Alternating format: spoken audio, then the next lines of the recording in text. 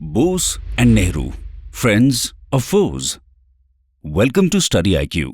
मेरा नाम है आदेश सिंह। दोस्तों, हम अक्सर सुनते हैं कि जवाहरलाल नेहरू और सुभाष चंद्र बोस के बीच रिलेशंस अच्छे नहीं थे। फिर चाहे पोस्ट इंडिपेंडेंस इंडियन गवर्नमेंट द्वारा नेताजी की फैमिली की जासूसी हो या नेहरू द्वारा बोस को वॉर क्रिमिनल कहना, दोनों ही लीडर्स के आपसी रिश्तों को लेकर काफी कंट्रोवर्सी सामने आती हैं। आज हम हिस्टोरिकल सोर्सेज और फैक्ट्स के बेसिस पर इन दोनों लीडर्स के रिलेशंस को डेप्थ में समझने की कोशिश करेंगे और साथ ही रिलेटेड कंट्रोवर्सीज की भी चर्चा करेंगे। तो आइए शुरू करते हैं। Bose and Nehru, similar ideology.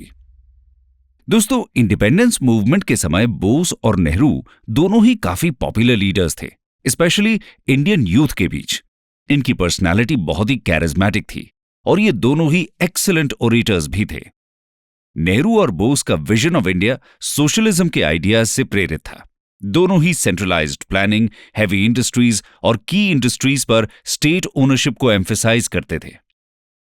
इनके बीच की ये डीप आइडियोलॉजिकल एफिनिटी जल्दी ही स्ट्रॉन्ग पर्सनल बॉन्ड में बदल जाती है। आइए अपने नेक्स्ट सेक्शन में इनके क्लोज रिलेशंस के कुछ एग्जांपल्स देखते हैं। Bose and Nehru, the bonhomie. दोस्तों, बोस और नेहरू के क्लोज रिलेशंस का पहला एविडेंस हमें 1928 में देखने को मिलता है। 1928 में जब मोतीलाल नेहरू द्वारा तैयार नेहरू रिपोर्ट पब्लिक की जाती है, तो इसे इस अजम्पशन पर प्रेजेंट किया जाता है कि नया कॉन्स्टिट्यूशन डोमिनियन स्टेटस पर बेस्ड होगा। लेकिन कांग्रेस का यंग रेडिकल ग्रुप, जिसे बोस और जवाहरलाल नेहरू हेड कर रहे थे, इसका विरोध करते हैं। ये लोग डोमिनियन स्टेटस नहीं बल्कि फुल इंडिपेंडेंस चाहते थे और इसके लिए बोस और नेहरू मिलकर इंडिपेंडेंस फॉर इंडिया लीग की स्थापना भी करते हैं। 1930-40 के डेकेड में कांग्रेस के 4 बड़े लीडर्स पार्टी प्रेसिडेंट की पोजीशन पर रहे थे: सरदार पटेल, जवाहरलाल नेहरू, नेताजी और मौलाना आजाद। और दोस्तों, इन सभी में से कोई भी 2 लीडर्स इतने करीब नहीं थे जितने कि नेहरू और बोस। फरवरी 1936 में नेहरू जी की वाइफ कमला नेहरू की स्विट्जरलैंड में लॉसान नाम की जगह पर डेथ हो जाती है। तब बोस, जो ऑलरेडी यूरोप में मौजूद थे, कमला जी की अंतिम सांस से पहले ही नेहरू के पास पहुंच जाते हैं और फ्यूनरल अरेंजमेंट्स में उनकी काफी हेल्प करते हैं। 1938 में जब सुभाष चंद्र बोस कांग्रेस के प्रेसिडेंट बनते हैं, उस समय नेहरू जी यूरोप गए हुए थे। 19 अक्टूबर 1938 को बोस उन्हें लेटर लिखते हैं और कहते हैं कि नेहरू, तुम सोच नहीं सकते पिछले कुछ महीनों में मैंने तुम्हें कितना मिस किया है। यूरोप में रहते हुए तुमने बहुत वैल्यूएबल काम किया है। यहां इंडिया में कुछ प्रॉब्लम्स तुम्हारे लौटने तक सॉल्यूशन का वेट कर रही हैं। इसी लेटर में Bose proposed national planning committee की चेयरमैनशिप का ऑफर एक बार फिर नेहरू जी के सामने रिपीट करते हैं। लिखते हैं, आशा है कि तुम नेशनल कमेटी की चेयरमैनशिप एक्सेप्ट करोगे। कमेटी की सक्सेस के लिए तुम्हारा ऐसा करना जरूरी है। नेहरू और बोस के रिलेशंस 1939 में बोस के कांग्रेस प्रेसिडेंट की पोस्ट पर री इलेक्ट होने के बाद भी कॉर्डियल ही रहते हैं। जब बोस और गांधी जी के बीच कांग्रेस वर्किंग कमेटी के गठन यानी फॉर्मेशन को लेकर डिफरेंसेस आ जाते हैं, तब बोस नेहरू जी से एडवाइस मांगते हैं। वैसे ये डिफरेंसेस रियल से ज्यादा हमें एग्जैजरेटेड फॉर्म में देखने को मिलते हैं। इस समय 15 अप्रैल 1939 को नेहरू जी को लिखे लेटर में बोस कहते हैं कि क्या तुम्हारे लिए कुछ आवर्स के लिए यहां आना पॉसिबल होगा? फिर हम दोनों बात कर सकते हैं और मुझे तुम्हारी एडवाइस मिल जाएगी कि अब आगे कैसे प्रोसीड करना चाहिए। इसके बाद नेहरू जी न सिर्फ इलाहाबाद से बिहार के मनभूम पहुंचते हैं, जहां बीमारी की वजह से बोस बेडरिडन थे, बल्कि वो 17 अप्रैल को गांधी जी को भी लेटर लिखकर कहते हैं कि मुझे लगता है कि आपको बोस को प्रेसिडेंट एक्सेप्ट कर लेना चाहिए। मेरे नजरिए में उन्हें बाहर करने की कोशिश करना बहुत ही ज्यादा गलत स्टेप होगा। लेकिन नेहरू जी के बेस्ट एफर्ट्स के बाद भी गांधी जी और बोस के बीच के डिफरेंसेस रिजॉल्व नहीं हो सके। गांधी जी के लिए इस समय पटेल द्वारा लेड उनके राइट विंग कॉलीग्स की एडवाइस को रिजेक्ट करना बहुत ही डिफिकल्ट हो चुका था। ये लोग पूरी तरह डिटर्मिन्ड थे कि बोस के साथ कोई कॉम्प्रोमाइज नहीं करना है। अल्टीमेटली बोस कांग्रेस से रिजाइन कर देते हैं और अपनी खुद की पार्टी फॉरवर्ड ब्लॉक का फॉर्मेशन करते हैं। और जैसा कि रुद्रांशु मुखर्जी अपनी book Nehru and Bose parallel lives में लिखते हैं, सुभाष को बिलीव था कि वो और जवाहरलाल साथ मिलकर इतिहास रच सकते हैं, लेकिन जवाहरलाल गांधी के बिना अपनी डेस्टिनी नहीं लिख सकते थे। यही उनकी रिलेशनशिप का लिमिटिंग पॉइंट था। 1939 में सेकेंड वर्ल्ड वॉर भी शुरू हो जाती है और यहां से नेहरू और बोस के बीच कुछ डिफरेंसेस आने लगते हैं। आइए उनके बारे में जानते हैं। Nehru and Bose growing apart. सितंबर 1939 में सेकेंड वर्ल्ड वॉर की शुरुआत होती है और ब्रिटिश इंडियन गवर्नमेंट कांग्रेस या सेंट्रल लेजिस्लेचर के इलेक्टेड मेंबर्स से कंसल्ट किए बिना ही इंडिया को वॉर में पार्टिसिपेंट डिक्लेयर कर देती है। ऐसे में कांग्रेस के ऑफिशियल स्टैंड को डिस्कस करने के लिए 10 से 14 सितंबर के बीच वर्धा में कांग्रेस वर्किंग कमेटी की मीटिंग होती है। बोस के साथ चल रहे मतभेद के बाद भी उन्हें इस मीटिंग में इनवाइट किया जाता है। यहां सभी लीडर्स आगे की स्ट्रैटेजी को लेकर अपने अपने विचार रखते हैं। सुभाष चंद्र बोस का कहना था कि यह वॉर एक इंपीरियलिस्ट वॉर है, क्योंकि दोनों ही साइड्स कॉलोनियल टेरिटरीज को गेन करने या डिफेंड करने के लिए ही फाइट कर रही हैं। इसलिए किसी भी साइड को सपोर्ट करने का सवाल ही नहीं है, बल्कि कांग्रेस को सिचुएशन का फायदा उठाते हुए तुरंत ही आजादी के लिए आंदोलन शुरू कर देना चाहिए। लेकिन जवाहरलाल नेहरू का अपना अलग स्टैंड था।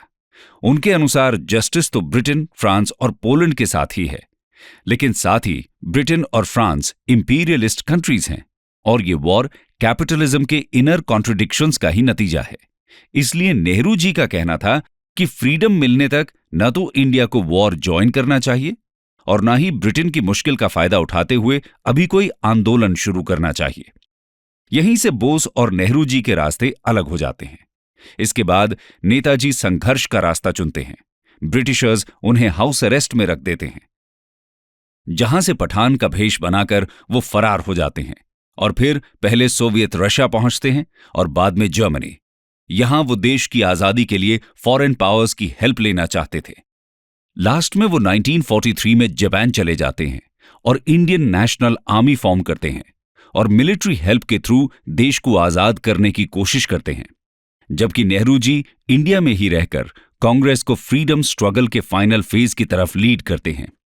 आइए अब हम इनके रिलेशन से रिलेटेड कुछ कंट्रोवर्सीज की चर्चा करते हैं।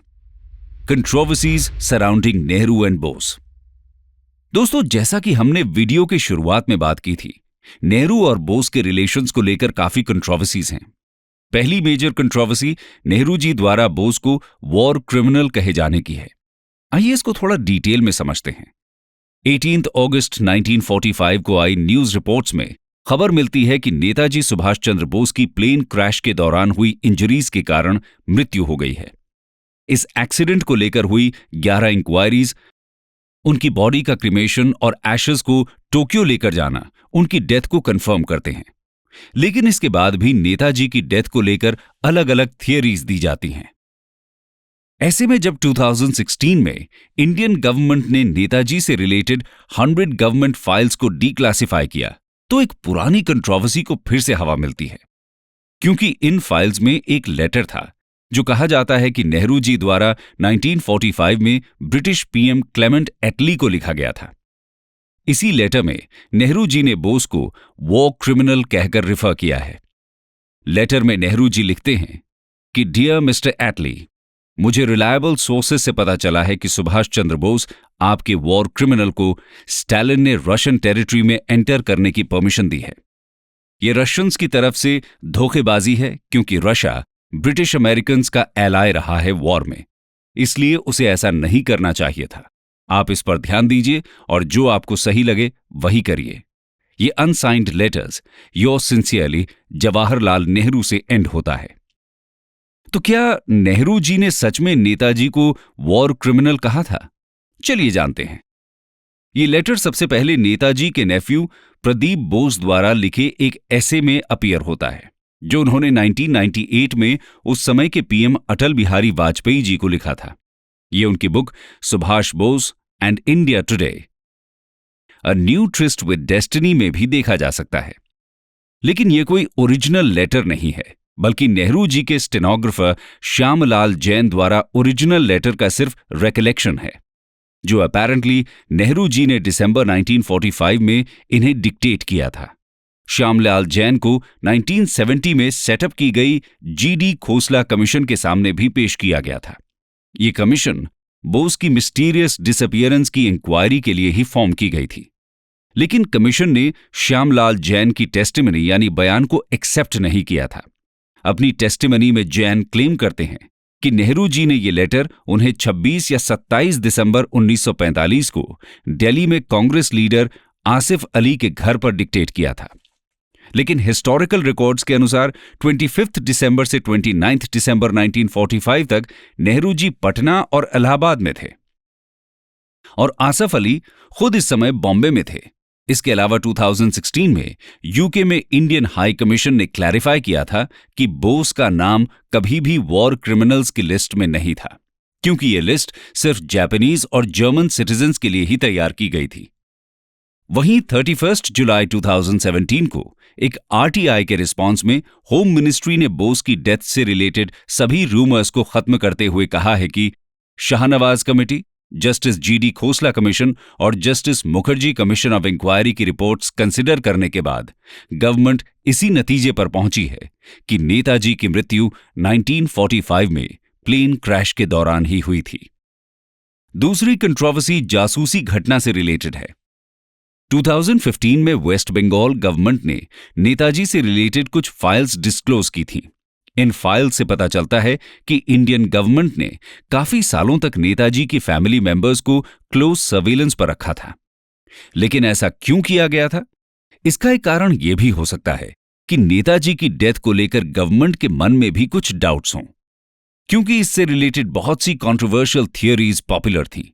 लेकिन सर्वेलेंस के पीछे ऑफिशियली कोई भी रीजन अभी तक क्लियर नहीं किया गया है। इसके लिए जरूरी है कि इंडियन गवर्नमेंट बोस से रिलेटेड सभी सीक्रेट फाइल्स को डिस्क्लोज करे, तभी पूरा सच सामने आ सकता है। हालांकि ध्यान देने वाली बात यह है कि जिस समय यह सर्वेलेंस शुरू हुआ था तब होम मिनिस्टर सरदार पटेल जी थे और इंटेलिजेंस एजेंसीज उन्हीं के अंडर आती थी। दूसरी बात यह है कि यह सर्वेलेंस लाल बहादुर शास्त्री के पीएम बनने तक कंटिन्यू रहा था। फिर सिर्फ नेहरू जी को ही इसके लिए रिस्पॉन्सिबल समझा जाना सही नहीं लगता। यह भी कहा जा सकता है कि ऐसे इंसिडेंट से नेहरू जी की बोस के साथ कोई पर्सनल एनमिटी प्रूव नहीं होती। कंक्लूजन। दोस्तों, हमें नहीं भूलना चाहिए कि नेताजी ने इंडियन नेशनल आर्मी की एक ब्रिगेड का नाम नेहरू ब्रिगेड भी रखा था और 1945 में एयर क्रैश में बोस की मृत्यु के बाद नेहरू जी ने इंश्योर किया था कि बोस की विडो एमिली को कांग्रेस की तरफ से लाइफ लॉन्ग फाइनेंशियल असिस्टेंस मिले। हाँ, यह सच है कि दोनों के बीच कुछ डिफरेंसेस थे, लेकिन ये 1939 के बाद हुए थे और सिर्फ फैशिज्म पर व्यूज और गांधी जी के साथ रिलेशंस तक ही लिमिटेड थे। अलग अलग पॉलिटिकल पार्टीज अपने फायदे के लिए इन डिफरेंसेस को बढ़ा चढ़ाकर दिखाती रहती हैं, लेकिन बोस और नेहरू जी दोनों अपने देश से बहुत प्यार करते थे और उसे आजाद करना और आगे बढ़ना ही इनका एम था। रास्ते भले ही अलग हों, लेकिन मंजिल एक ही थी और डिफरेंसेस होने के बाद भी दोनों हमेशा ही एक दूसरे की रिस्पेक्ट करते थे। जय हिंद।